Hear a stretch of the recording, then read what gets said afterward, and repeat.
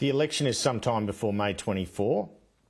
I notice you thank the journalist for not asking about the timing. Unfortunately, I'm going to, you're not going to thank me. So I've been intrigued by recent language from your finance minister, where she talks about, quote, the next budget update is March 25. She's not saying the budget is March 25. Are you planning for a potential April election as opposed to May? No, the budget's scheduled for March 25. So we will have a budget? The budget's scheduled for March 25. That's when it's scheduled. It doesn't mean you have to deliver it. Are we going to have a budget? Well, it's scheduled. We're working through. The ERC met this week. We're working through the proposals that will form a part of that budget. Of course, we had a budget as well in MyEFO, the mid-year economic forecast, contained some budget measures in December.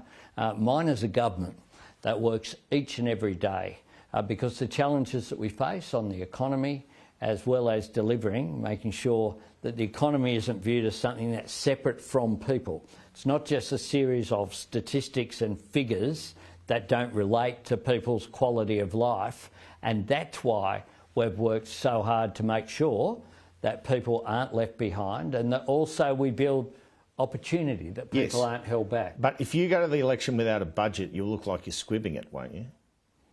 Oh, look, Andrew, we haven't squibbed anything. What we've done is work each and every day.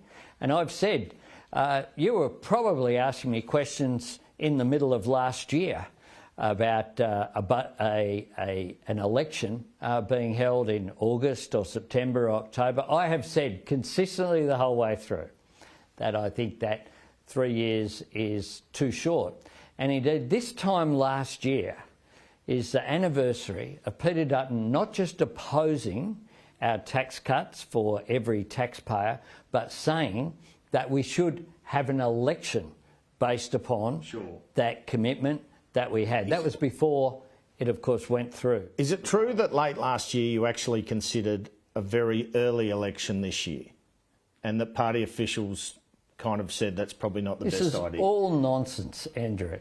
You can speculate all you like. I've said consistently on the record, time after time when asked, that 3 years is too short. Could we get another surplus?